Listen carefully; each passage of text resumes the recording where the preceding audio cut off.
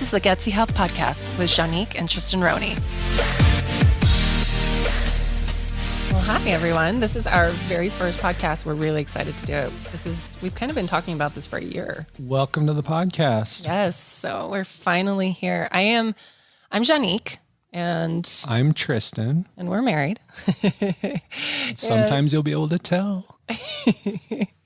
But yeah, why are we doing this podcast, babe? Well, if people are listening to us right now, what do we want them to take away from this? So in a few words, our reason is primarily it's empowerment, but it's also about freedom. It's about cancer, life and death, and it's about connection. And healing the body, basically. We want, we want, like you said, self-empowerment, and we want to teach you how to be your own patient advocate, to be your own body expert and not have to like ride the medical merry-go-round constantly, jumping from doctor to doctor. The point of this podcast and basically our mission is to help people really take back what our culture has taught us we aren't entitled to, and that is knowledge over our bodies. And so we want to teach you. And also decision-making over our bodies. Yes. Oh my gosh. All too often we're treated like we are just passive recipients of health, right? We meet with different professionals. They tell us what we're going to do. They give us the thing that we're supposed to take. And then we're just supposed to listen. And not ask questions. Yeah, just obey. That's all you're supposed to do. Yep. And that does not work. If it did work, we wouldn't have such terrible health outcomes in our country, right? Absolutely. Also, how messy is our medical system? It's so broken, and it doesn't serve the patient. It serves the insurance companies. It serves the doctors. It serves big pharma. It's basically a business, and we want to help you understand your place in this business. And so we're going to peel that massively ugly onion one peel at a time through our topics and through these podcasts, online, you name it, we'll cover it. So shall we get started? All right, let's jump in. Okay, so should we start with, we should probably start with my story, huh? Let's talk about you. Okay. Who are you? Who am I? Well, I grew up in South Africa. My mom was like a naturopath, and she was way ahead of the game. So I grew up with like all these hippie things, like drinking apple cider vinegar as like a 4-year-old going to school, whereas everyone else had like apple juice, and people would like laugh at me. So, but my mom taught me so much growing up.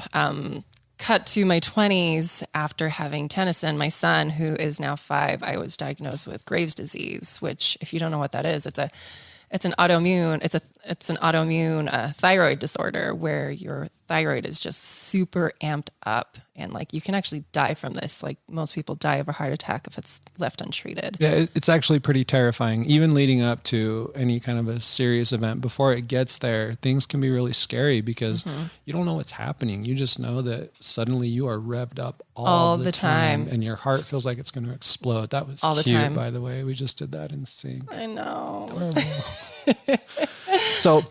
So Graves is a very, very serious thing is very rarely left untreated, because when it's left untreated, the expectation from doctors is that it will kill you. Yeah. So me being a little naive, and I'm grateful that I was like, I went and I saw a doctor, and I did blood work because my mom forced me to. And this doctor's like, well, why are you in here today? And I'm like, well, my mom thinks I have Graves' disease, and she's crazy. And the doctor was like, you are full-blown Graves. Like, she laughed at me, and she's like, you don't just have Graves' disease. You're full-blown Graves. Like, she took my resting heart rate, and sitting in that chair, it was 140 beats per minute, which your normal heart rate is normally like 60 to 70. Guys, if my heart rate was 140 and I was not in a gym running around, I would be thinking I was having a panic attack. So anyway, so she said, okay, so I'm going to refer you to an endocrinologist. And I'm like, please don't, because I don't want to get on medication. And I said, give me a few months and I am going to heal this by myself. And she looked at me really skeptically. She's like, and I know like that look, she was like, you're crazy. But what she said was, come back every month. We're doing blood work. I want to make sure you are not deteriorating fast and furiously. And I was like, okay, fine. Now, let me tell you something about Juanique real quick. When she gets told that she cannot do something, it just makes her 10 times more determined. I'm pretty stubborn. She came home from that appointment, and I have never seen someone so convinced that they were going to figure this out on their own, because she was just so ticked off by that individual. I don't remember that, actually. I don't. Yeah. All I remember is how terrible I felt during those days. Like, it was a massive blur that I'm glad is blocked out of my memory. Anyways, long story short, I did massive amounts of research. I changed my lifestyle. I changed my nutrition. I took so many supplements, and I cleared it up in 6 months. I did. And my doctor was floored. She said, you need to write a book. I'm like, why? There's so many books out there. Have you not read them? But that's the amazing thing, is that this happens so rarely, not because it's impossible. In fact, it's maybe not fair to say this, but it was pretty simple for Juanique. Not easy, right? It took a lot of discipline on her part, but it was really hard.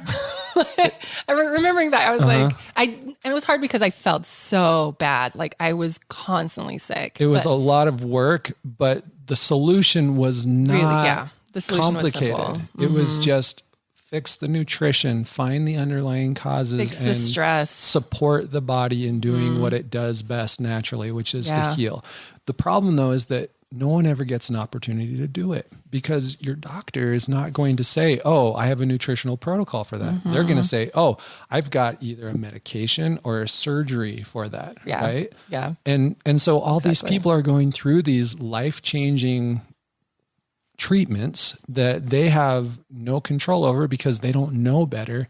And it affects them for the rest of their life, because in the case of Graves' disease, it usually results in your thyroid being basically non-functional or non-existent. Yeah. So like, they have to cut it out of it. Like, if it's really severe, they either do radioactive iodine, which kills it, or they cut it out completely because it's killing you. So imagine a system where every time something starts going wrong, we just cut it out of the body. Eventually, you're going to run out of body parts, right? Right. It's just not a very sustainable approach to health. Right. So, and in the medical world, they're like, well, we don't know what caused this, so let's just start treating symptoms.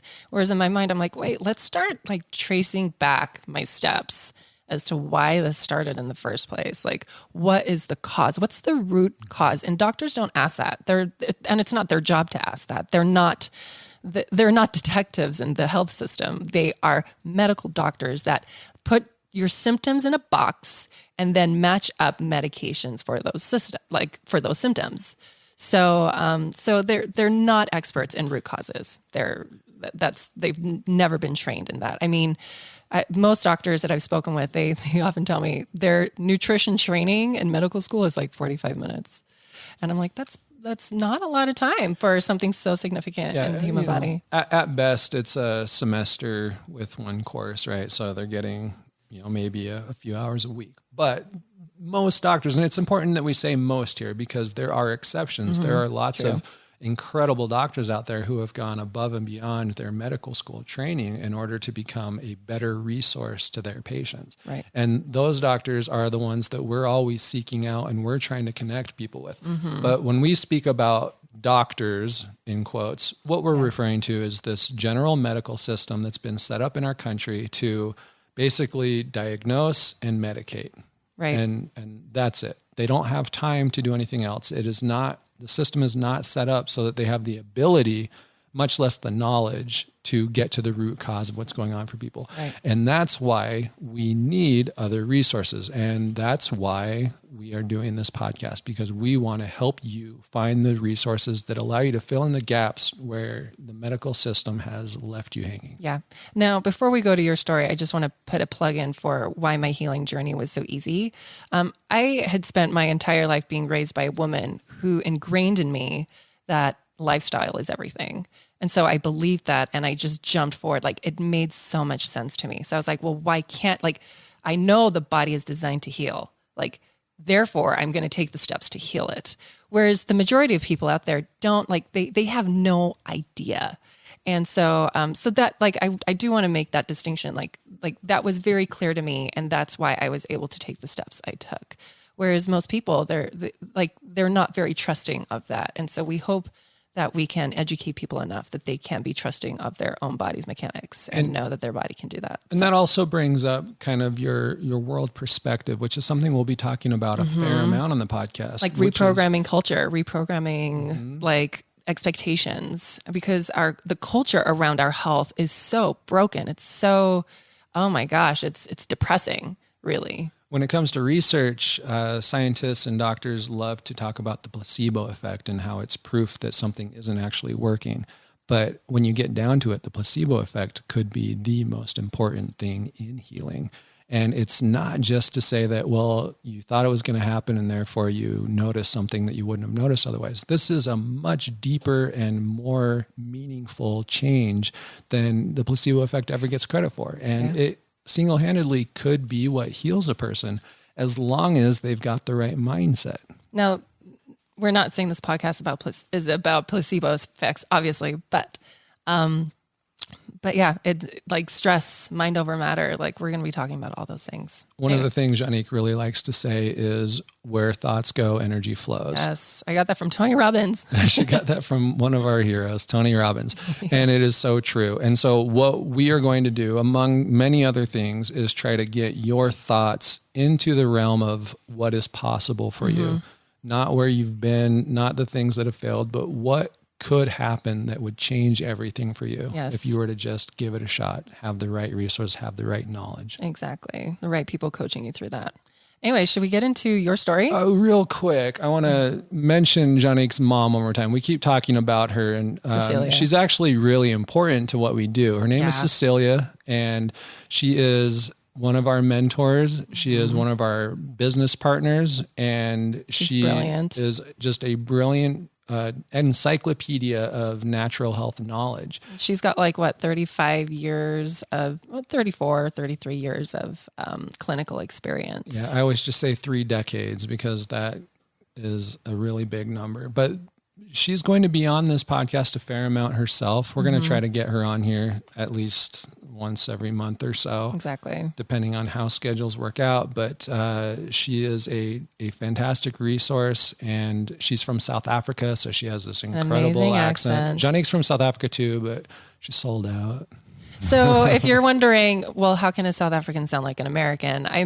We immigrated when I was 15, and I just wanted to make friends. And I sounded weird. I looked weird. And so I was like, maybe if I sound like everyone, I'll have friends. So yeah, everyone tells me how sad it is that I lost my accent. But you guys are stuck with this one. So okay, babe, let's get into your story.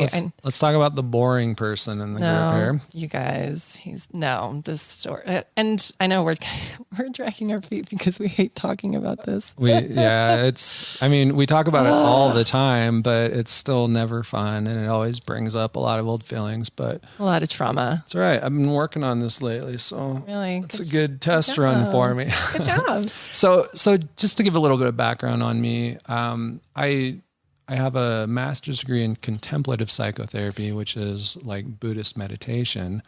And at the time that all of this kind of occurred, I was in the military. So he was getting his PhD in psychology. He was about 6 months out to being done, basically. Yeah, I was almost Dr. Roney, but didn't quite make it. I was, in the military, in the Air Force, but we were just a few months away from being done with that whole thing and finally starting a career in my 30s. And I was diagnosed with cancer.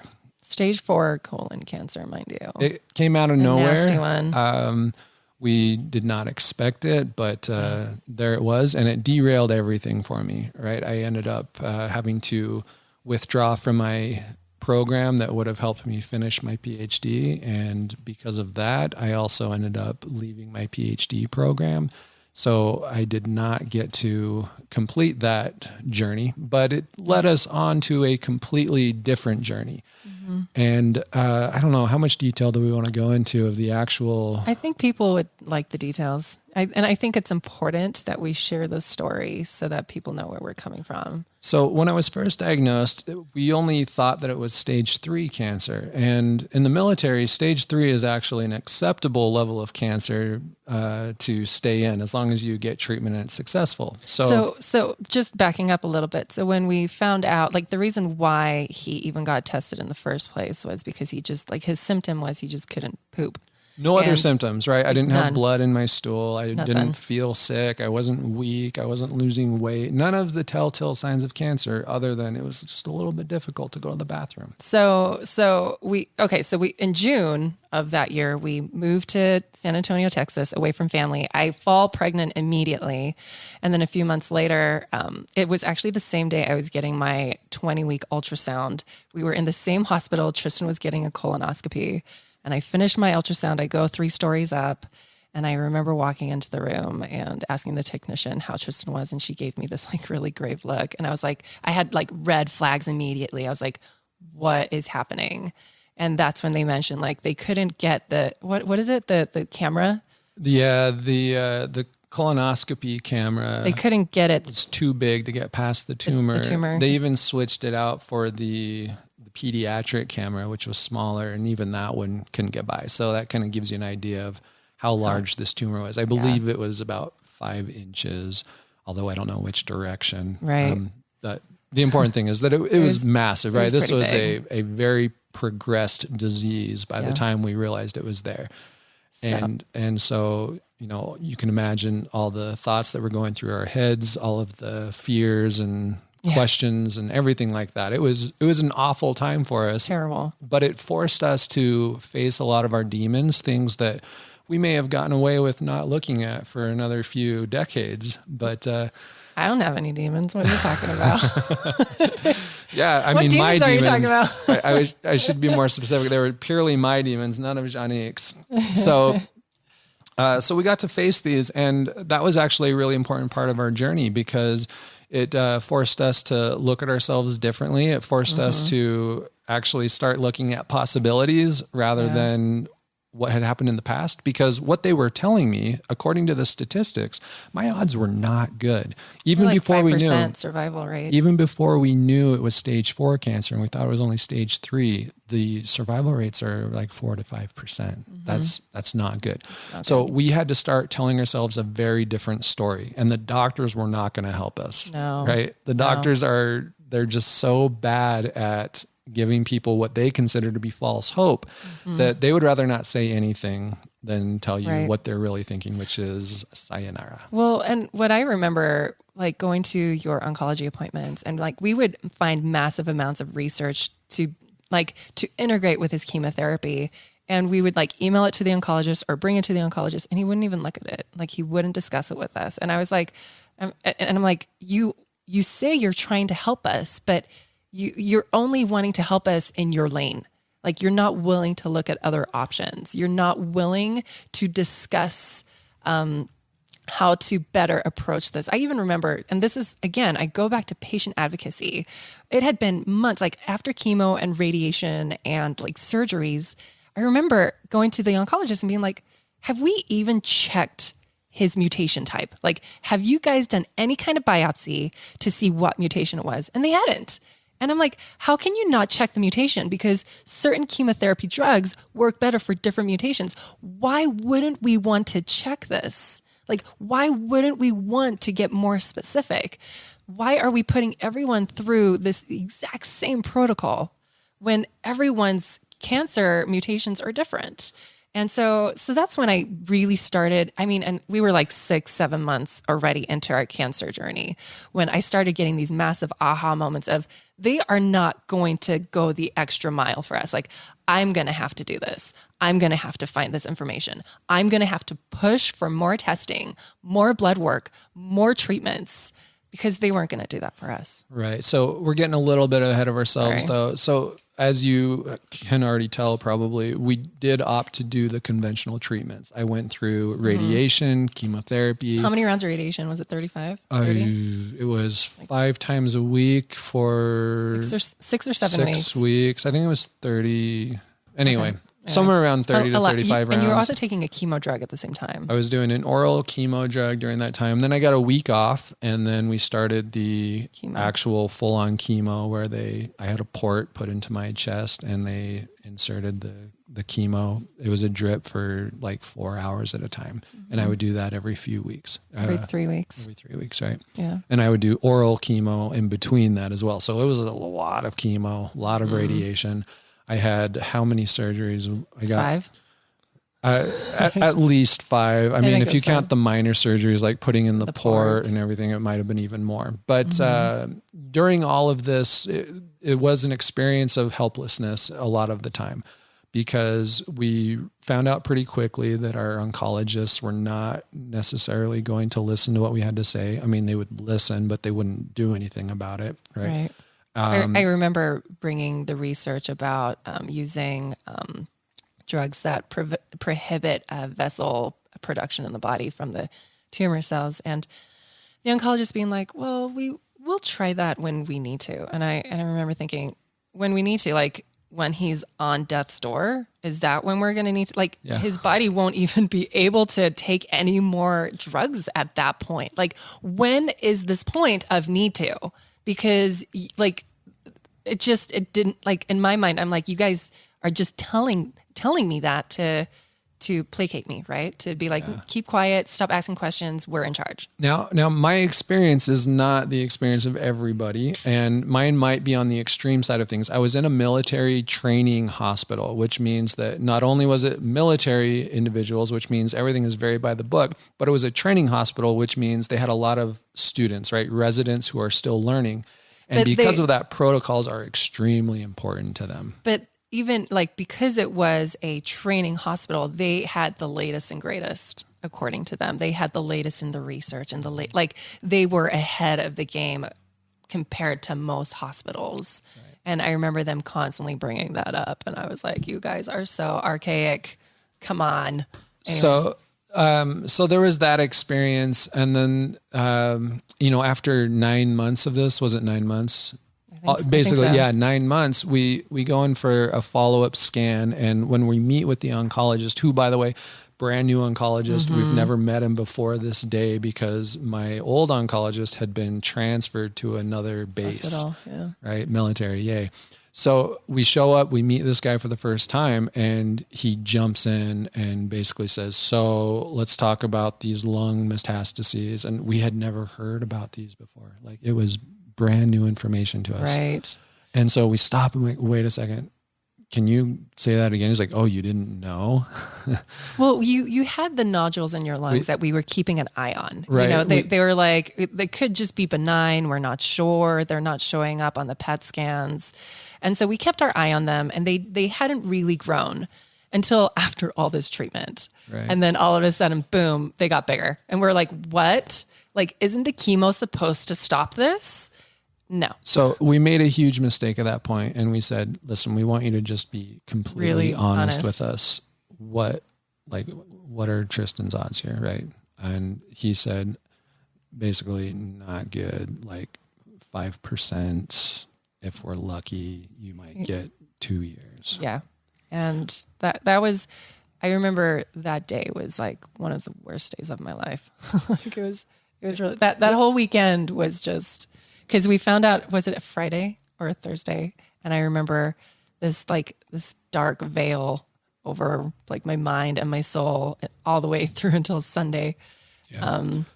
Just processing, basically. Yeah, that was the single worst moment of my life, because when I got the initial diagnosis, I was really messed up on Ativan. They had drugged me for the colonoscopy, and I was too out of it to really emotionally process what they were telling me. I understood and I knew that it was bad, but I was like, "Oh, okay, that sounds pretty bad." This one, I was not drugged at all. It was terrible.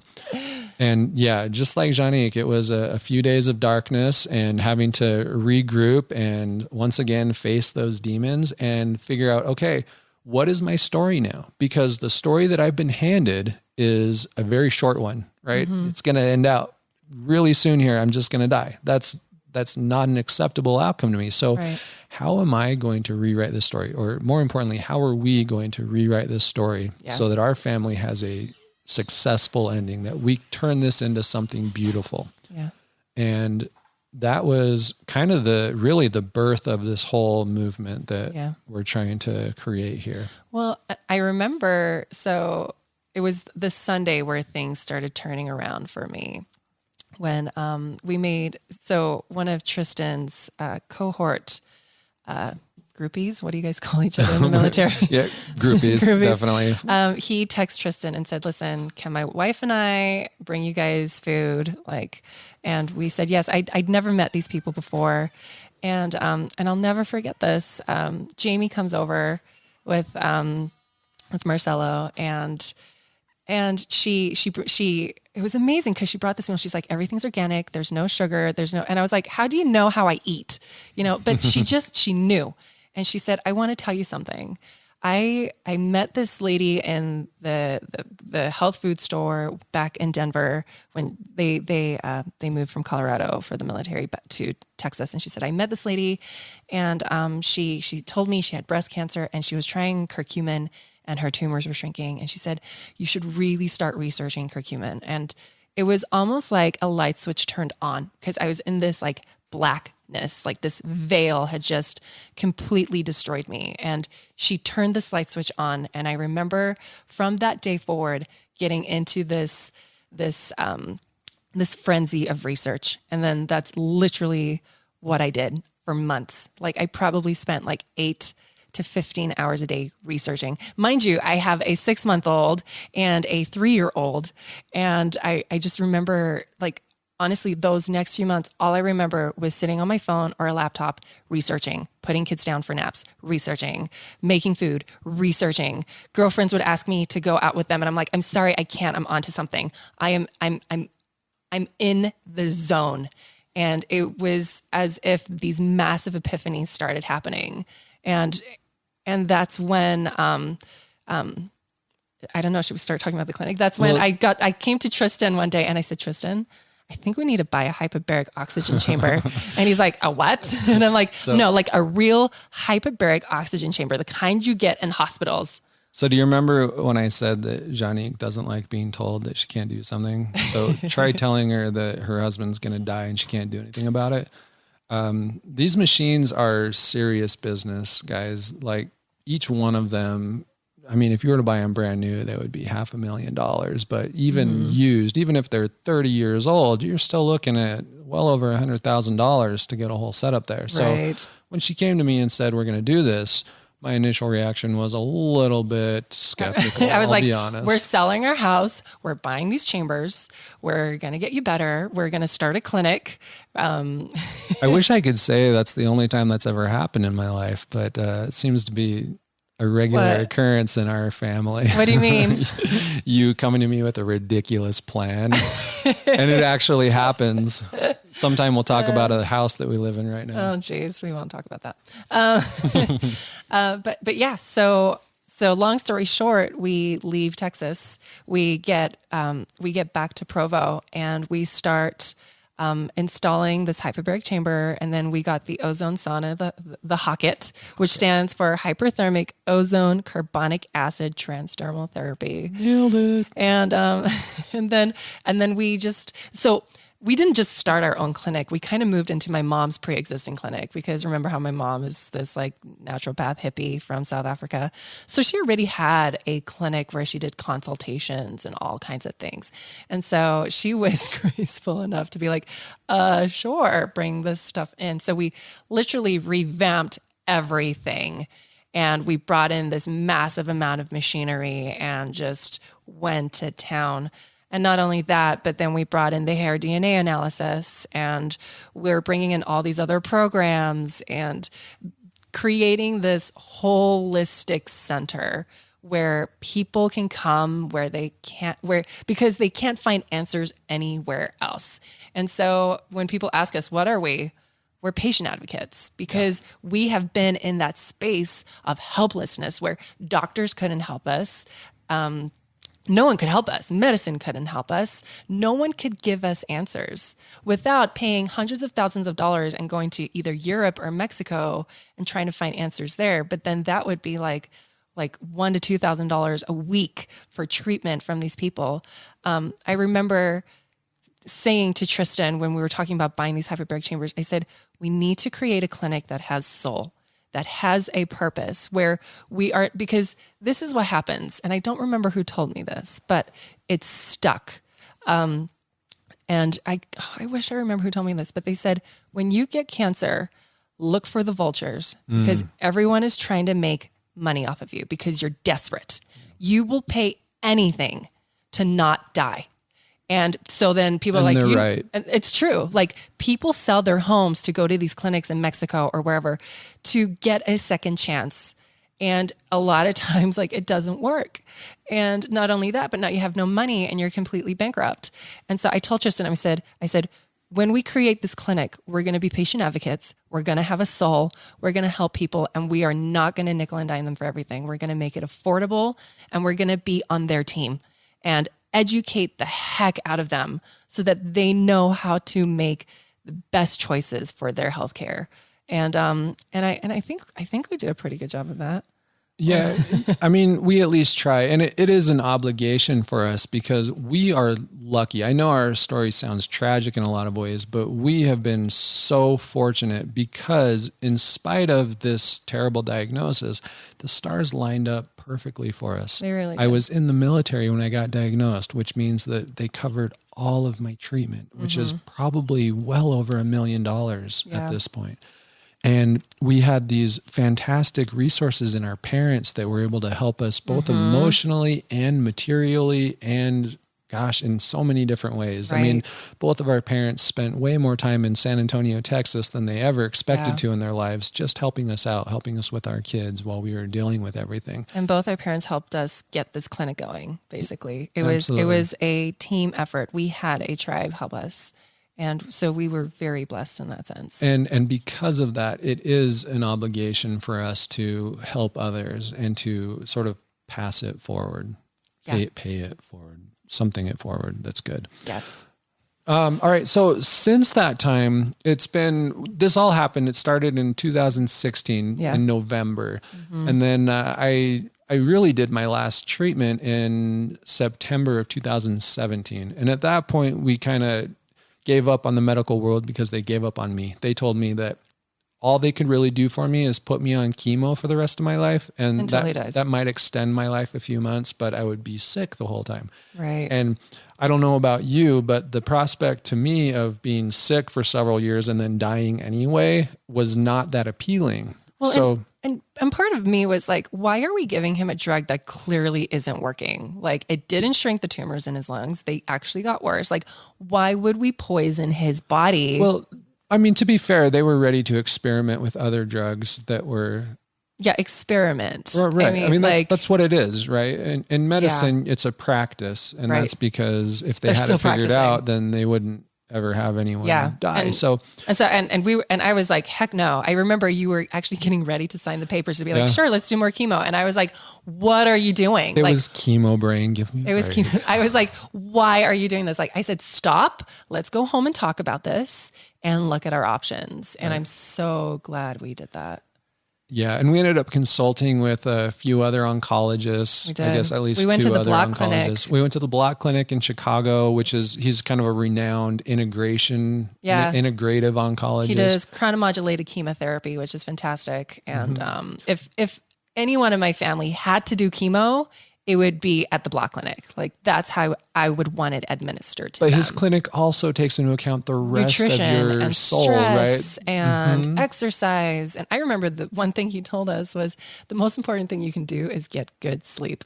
Yeah. Do you remember that? He said, make sure you're sleeping, which you're not doing right now. I don't want to talk about it. So we're going to do an episode soon on sleep, and I'm going to feel just like a terrible hypocrite the whole time. But we don't sleep. I know how important it is because I don't do it.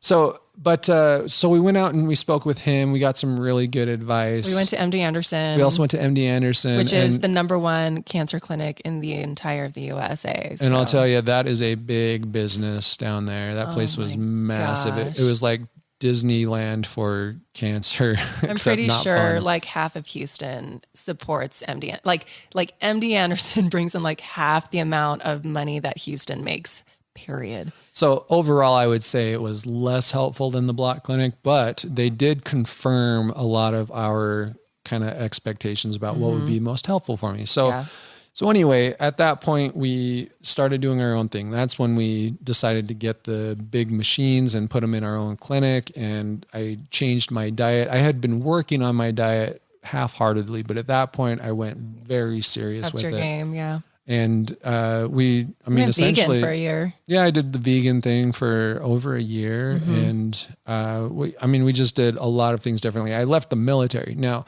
I don't want to knock on the military, but it's a stressful environment, especially for someone like me, who my background was in meditation and hippiness, right? So going from a hippie mindset to the military was stressful for me. I was handling it, I thought, but I got cancer, so who knows?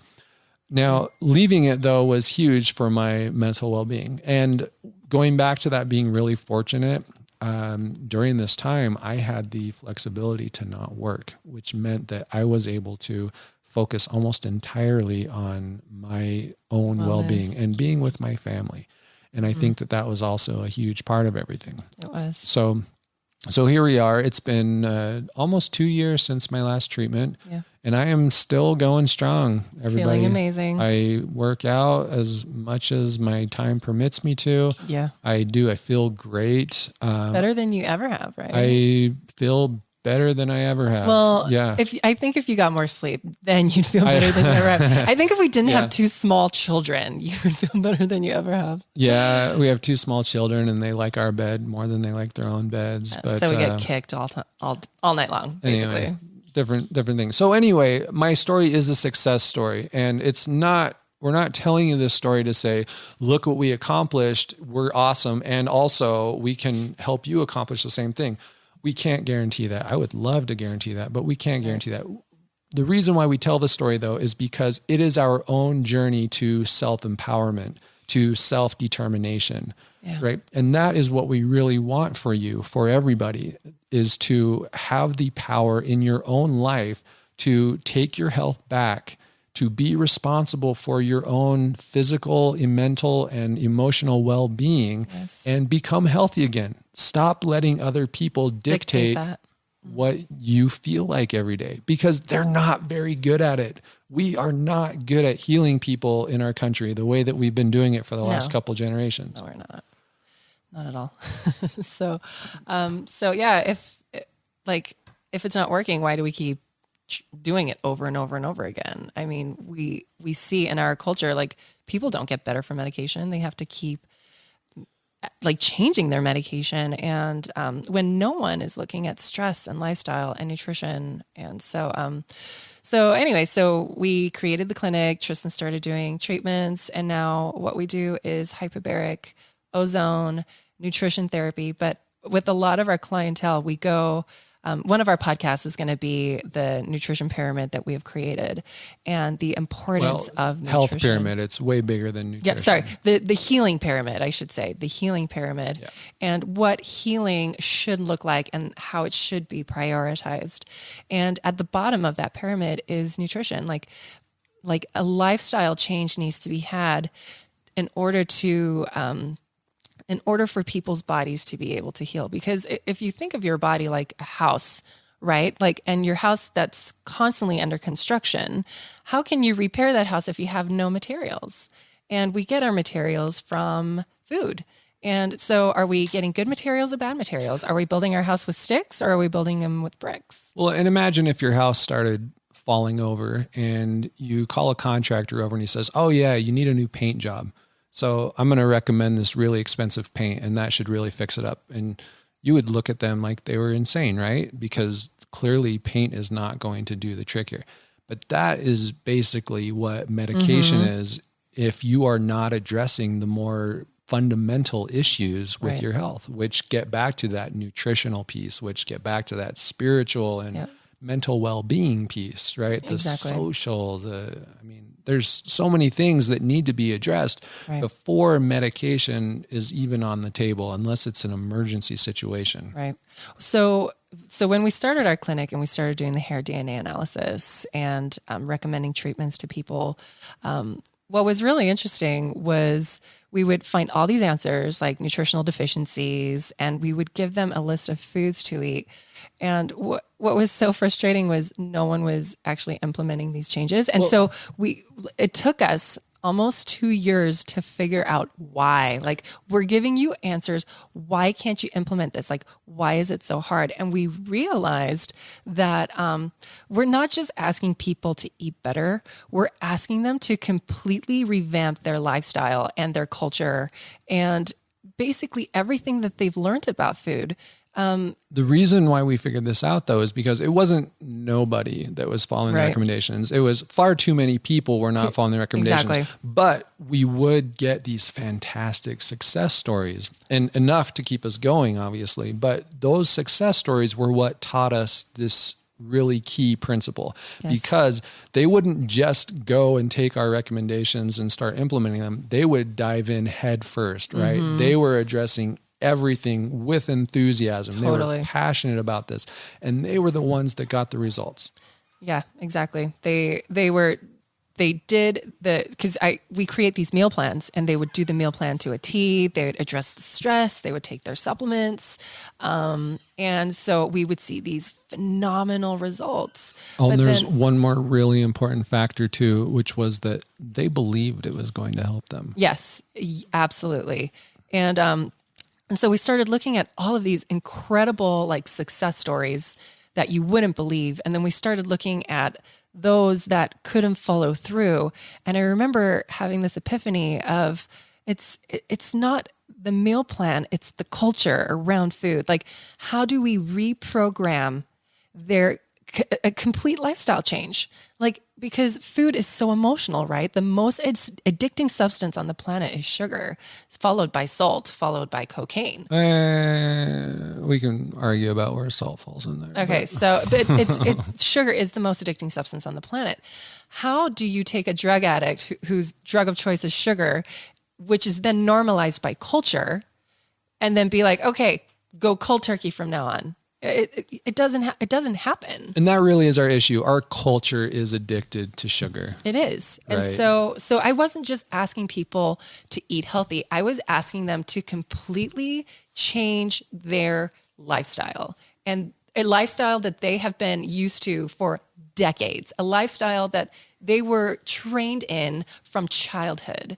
So I realized I needed to implement a program that not only gives people answers, but it handholds them through making these lifestyle changes while educating them as to why this is so important. Because research shows when you are learning about these implementations, you are more successful.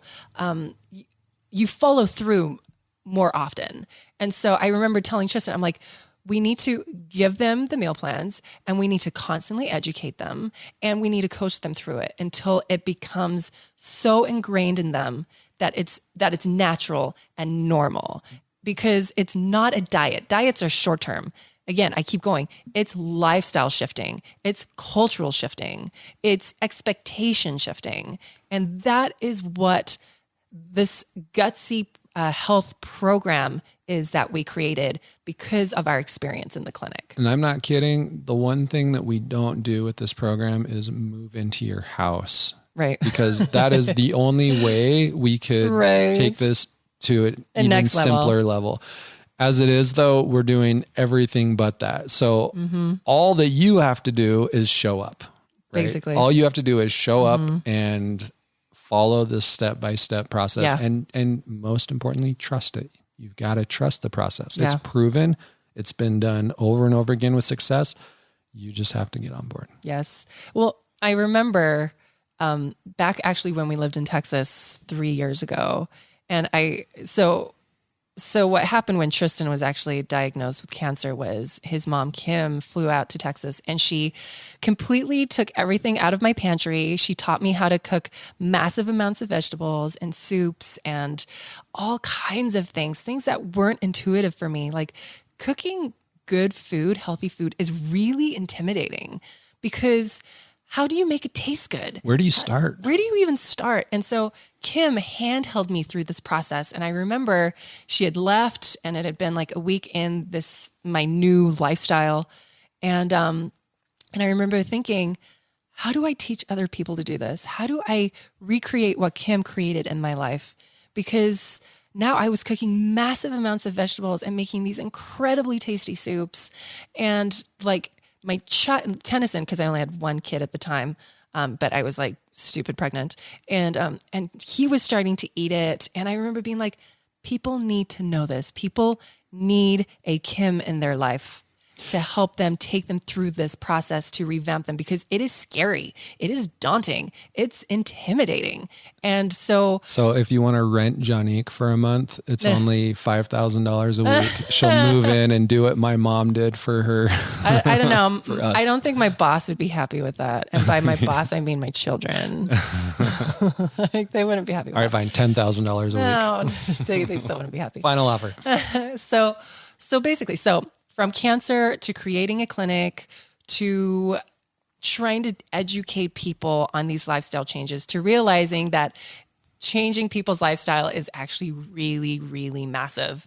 So we created this program that could help them, could literally handhold them through it. And so that is where the Gutsy Health Project now comes in, that we're launching soon. And we're so excited about it. And this program, this podcast that we're doing is an integral part of that, because our goal is to spread this information to as many people as possible. Exactly. The podcast is the kind of the beginner's version of it all, right? Where we're going to introduce the concepts, but we're not necessarily going to be able to help people implement the how. Right. They're just going to know the why. Right. So this is huge, but the program itself is definitely next level stuff. Well, and another reason for the program was I kept getting people from all over the world and the country of the USA,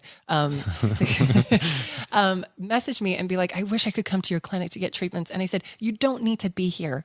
All you need to do is change your nutrition first. Like, that is so massive. Like, if you change your nutrition, there's a really high chance you don't need treatment. Like, I am not in the business of selling treatment. I'm in the business of healing people, and treatment should be our last resort.